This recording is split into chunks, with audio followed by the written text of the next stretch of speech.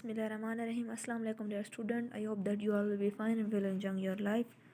Now today the lecture number 12 about the chapter number 15 FSC part 2 Common Chemical Industries in Pakistan.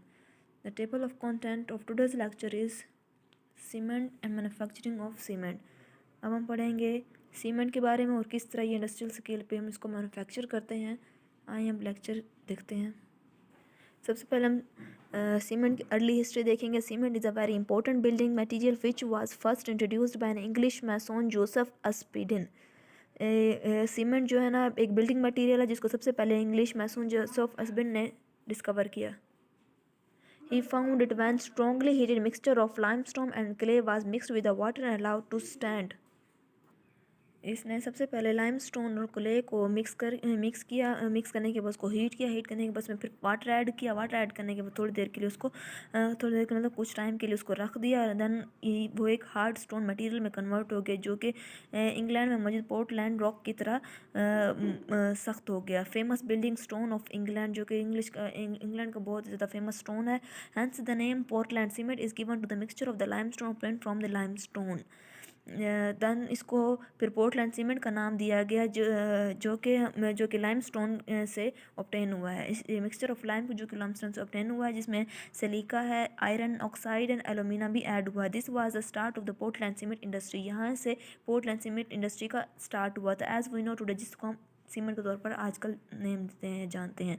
The cement is now low in cost. Cement जो आजकल low price में है as it is applied everywhere in the construction of houses, public buildings, roads, industrial plants, dams, bridge and many other structures.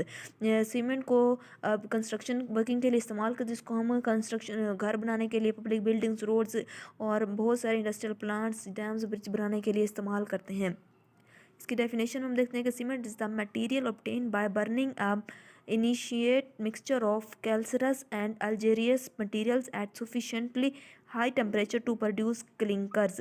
Cement में जो है ना cement एक ऐसा मटेरियल जिसको हम कलकैरियस और अर्जिलियस मटीरियल के मिक्सचर को हीट करने से एट सफिशिएंट टेम्परेचर, फिर उसके बाद हीट करने से सफिशिएंट टेम्परेचर पर हीट किया और उसके बाद हमें क्लिंकर्स ऑब्टेन हुए। These clinkers are then ground to fine powder. इन क्लिंकर्स को फिर क्रश करके एक पाउडर में चेंज करते हैं। The essential constituents are lime. इसमें सबसे इंपॉर्टेंट जो इसमें कॉन्स्टिट्यूएंट है वो क्या है? हमारे पास लाइम है ऑब्टेन फ्रॉम द लाइमस्टोन और सिलिका और एल्यूमिना है प्रेजेंट इन द क्ले जो कि क्ले में मौजूद होते हैं। इसके जो रॉ मटेरियल यूज होते हैं वो कौन कौन से हैं? The important raw material use for the manufacture of cements are calcareous material यानी कि limestone, marble, chalk, marine shell as a source of calcium oxide. इनके लाइम का जो सोर्स है वो क्या कैल्सिरस मटेरियल है। और आर्जिलेशियस मटेरियल जिसमें हम क्या लेते हैं? Clay, shale, steel, slate, blast furnace, sludge. They provide acidic components as an aluminate and silicate. ये से हम सारे एसिडिक कंपोनेंट प्रोवाइड करते हैं जिसको हम क्या कहते हैं? एल्यूमिनेट्स और सिलिकेट्स के तौर पर नाम दिया जा सकता है इनको। Other raw materials being used is gypsum. जो अदर एक मटेरियल जो इस्तेमाल होता है उसको क्या कहते हैं? जिप्सम है। Manufacturing process of cement. Manufacturing process of cement involves either a dry process और वेट प्रोसेस। इसके मैन्युफैक्चरिंग के लिए दो किस्म के प्रोसेस होते हैं, एक जो है ना ड्राई प्रोसेस और एक wet process. The choice of dry और wet process depends upon the following factor. हमें कौन सा प्रोसेस चॉइस चूज़ करना चाहिए ये इन सब फैक्टर्स पर डिपेंड करते जो हम आगे पढ़ रहे हैं। Physical condition of the raw material की फिजिकल कंडीशन क्या है? Local climatic conditions of the factory की क्लाइमेटिक या वेदर कंडीशन क्या है? The price of the fuel का प्राइस क्या है? In Pakistan most of the factories use wet process for the production of cement. Pakistan में ज़्यादातर इंडस्ट्रीज़ जो है ना वो वेट प्रोसेस को चूज़ करती हैं। Dry process need extensive fine grinding and it is more suited for the hard material। Dry process जो है ना वो बहुत ज़्यादा उसमें ग्राइंडिंग करनी पड़ती है और ये जो प्रोसेस है हार्ड प्रोसेस वाला वो बहुत ज़्यादा हार्ड मटेरियल बनाने के लिए इस्तेमाल किया जाता है। Wet process on the other hand is a free from dust, grinding is easier and the composition of the cement can easily be controlled. उसके मुकाबले में जो वेट प्रोसेस है वो डस्ट से भी फ्री होता है, उसकी ग्राइंडिंग भी बहुत ईजी होती है और कंपोजिशन ऑफ द सीमेंट जो है ना वो कंट्रोल की जा सकती है। अब हम डिस्कस करेंगे आगे वेट प्रोसेस क्या होता है। Wet process, in this process grinding is done in the presence of water, इस प्रोसेस में हम पानी की मौजूदगी में हम ग्राइंडिंग करते हैं। There are 5 stages in the manufacturing of Portland cement, ये 5 स्टेज कौन कौन सी है? Crushing and grinding of the raw material को क्रश और ग्राइंड करते हैं। दूसरी हमारे पास है mixing the material in the correct proportion, material को हम एक करेक्ट प्रोपोर्शन तनासुब से उसको मिक्स करते हैं। तीसरा हमारे पास heating the prepared mixture in a rotatory kiln, इस जो मिक्सचर जो ऊपर हमें ऑब्टेन हुआ इसको हमें रोटेटरी एक किल्न में हीट करते हैं। Grinding the heated product known as a clinker, जो ऊपर हीट किया था उसको फिर हम ग्राइंड करेंगे, उसको हम क्लिंकर के तौर पर नाम देंगे उसको कि हमारे पास क्लिंकर ऑब्टेन हो चुका है। अब mixing and grinding of the cement clinker with the gypsum, इस जो क्लिंकर हमारे पास उपटे सीमेंट की जो क्लिंकर हम उसको हम फिर मिक्स करते हैं, ग्राइंड करते हैं किसके साथ? जिप्सम के साथ।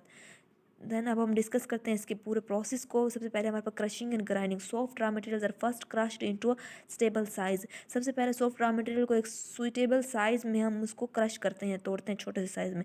After in 2 stages then ground in the pieces of the water in the presence of the water, फिर हम इसको वाटर के प्रेजेंस में उसको ग्राउंड क्रश करते हैं, मतलब कि ग्राइंड करते हैं उसको, बारीक सा करते हैं। Usually in rotating cylindrical balls और tube mills containing a charge of steel balls, फिर हम इसको हम सिलेंड्रिकल बॉल्स या ट्यूब माइल्स के ज़रिए चार्ज स्टील बॉल्स में जो है ना ग्राइंड करते हैं इसको। मिक्सिंग ऑफ रॉ मटेरियल, फिर सर रॉ मटेरियल को मिक्स किस तरह किया जाता है? Powdered limestone is then mix with the clay paste in proper proportion, limestone इसमें 75% होता है, क्ले हमारे पास 25% होता है।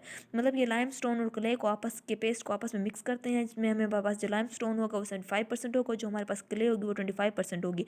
Mixture is finally ground and made homogeneous by the means of the compressed air mixing arrangements, ये सारे मिक्सचर को फिर हम ग्राउंड करते हैं अच्छे तरीके से और होमोजेनस मिक्सचर बन जाए, और उसके बाद उसको कंप्रेस एयर के ज़रिए हम इसको अरेंजमेंट देते हैं। The resultant material is known as slurry, इस रिजल्टेंट जो मटेरियल हमारे पास लाइमस्टोन और क्ले को मिक्स करने से ऑब्टेन होगा उसको हम क्या कहते हैं? हमारे पास सलरी है। सलरी विच कंटेन, सलरी में 35% से 45% वाटर होता है, और sometimes filter to reduce the water content from 20 to 30%।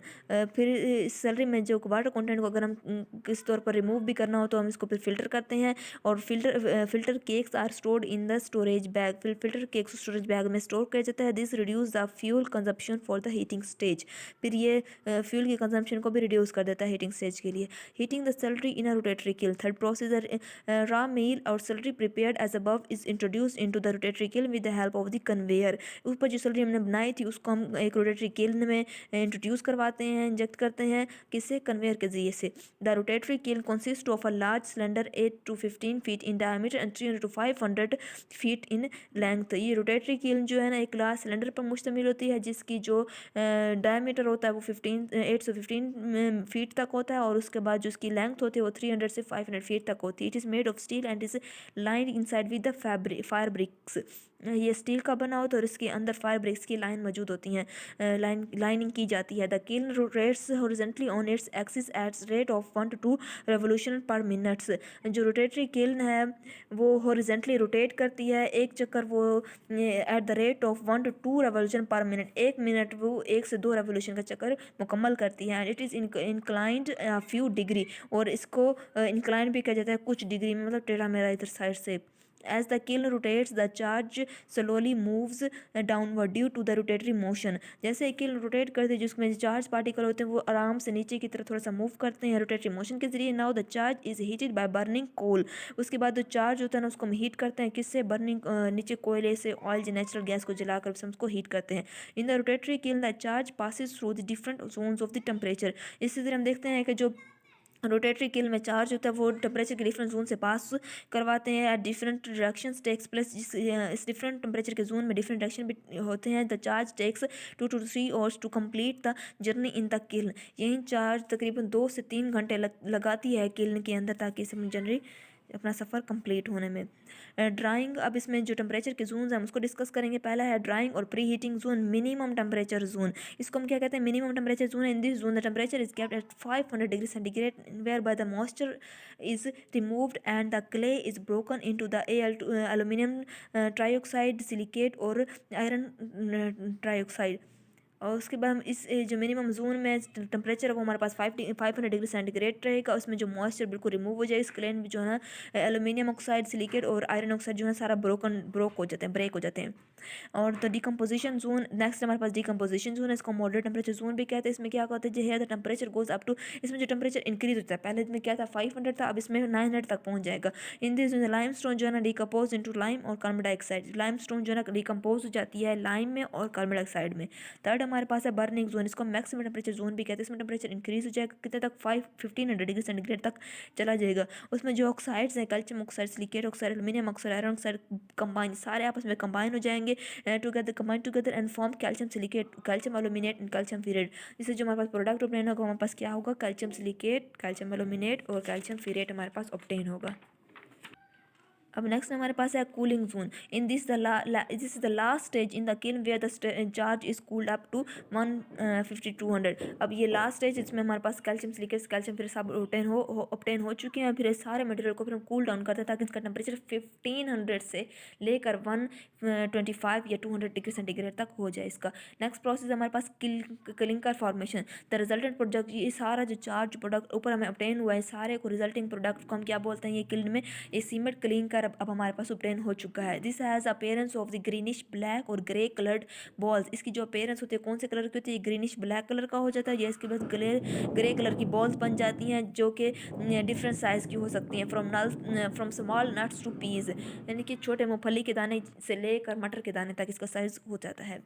अब नेक्स्ट हमारे पास है grinding the clinker with the gypsum. अब ये सारे जो क्लिंकर ऊपर हम ऑब्टेन उसको हम ग्राइंड करते हैं, उसको जिप्सम से मिक्स करवाते हैं। Cement clinkers are then air cooled. The required amount of the gypsum to 20 and yeah 2% is first ground to a fine powder and then mixed with clinker। जो cement clinker अब ऊपर हम obtain उसको हमने cool करना है air के साथ, उसको हम इसमें हम रिक्वायर्ड अमाउंट ऑफ जिप्सम फिर ऐड करेंगे जिसमें 2% तक फर्स्ट उसको हम पहले ग्राउंड करके बिल्कुल पाउडर के फॉर्म में चेंज कर देंगे, पाउडर में चेंज कर देंगे, then mix with clinker.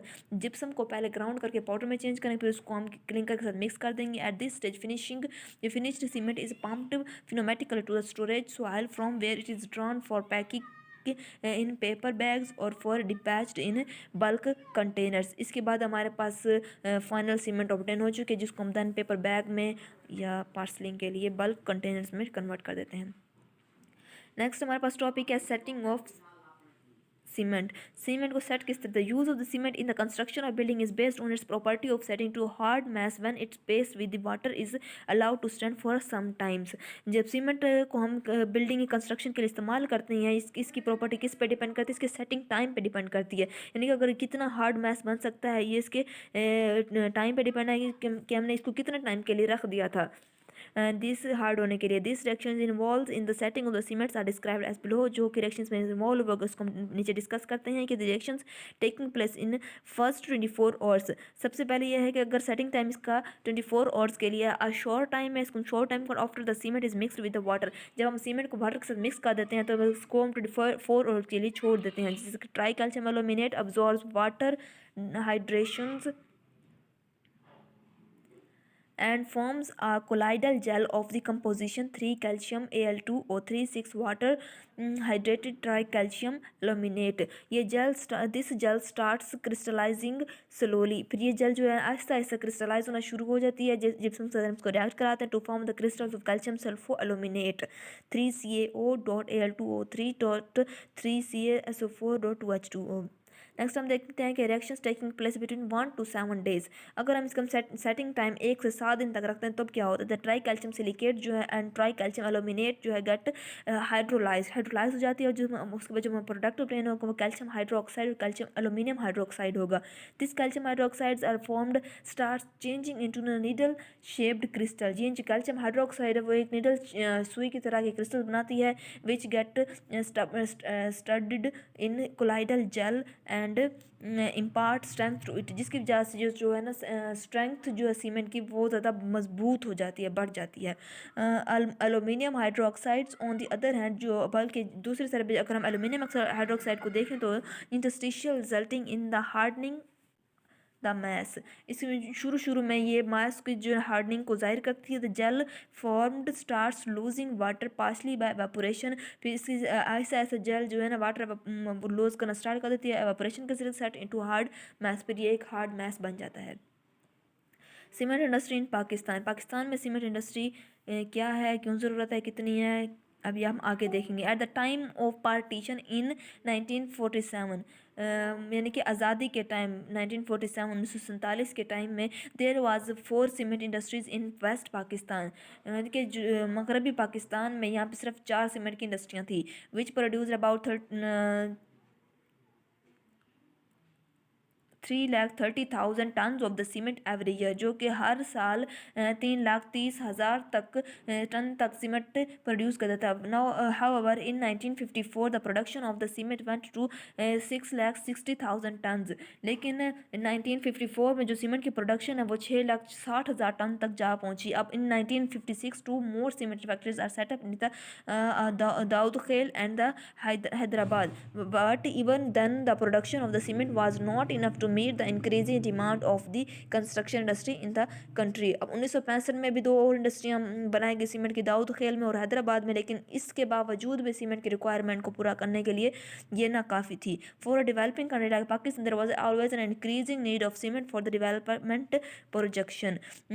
Pakistan जैसी कंट्री के लिए जो है ना इंक्रीजिंग सीमेंट की जो डिमांड है या सीमेंट की जो प्रोडक्ट को आहिस्ता आहिस्ता फिर इंक्रीज़ होते गए। Effort were the made to build more factories, इसलिए कोशिश की गई कि ज़्यादा से ज़्यादा फैक्ट्रियाँ बनाई जाएँ। At present there are about 22 cement factories in the private as well as public sector. Now अब जो है प्राइवेट और पब्लिक सेक्टर पे तकरीबन 22 सीमेंट फैक्ट्रियाँ बिल्ड हो चुकी हैं, बनी जा चुकी हैं। Which are manufacturing cement both by dry and wet process, जो कि सीमेंट को दोनों प्रोसेस के जरिए मैन्युफैक्चर करवा रही हैं, मैन्युफैक्चर कर रही हैं सीमेंट को वेट प्रोसेस के भी और ड्राई प्रोसेस के जरिए भी। The total production of these 22 factory is, इस सब की जो टोटल प्रोडक्शन है वो हमारे पास 9,578,802 मैट्रिक टन एनम्स इसकी प्रोडक्शन हो चुकी है। अब now this is about the cement of chapter number 15। अब हम आपको देते हैं assignment. Now this is your assignment. Discuss the wet process for the manufacturing of cement with the help of the shear diagram। shear diagram की help के ज़रिए आप wet process को डिस्कस करें for the manufacturing of cement। This is the end of our lecture number our lecture 12 chapter number 15। Thank you, best of luck।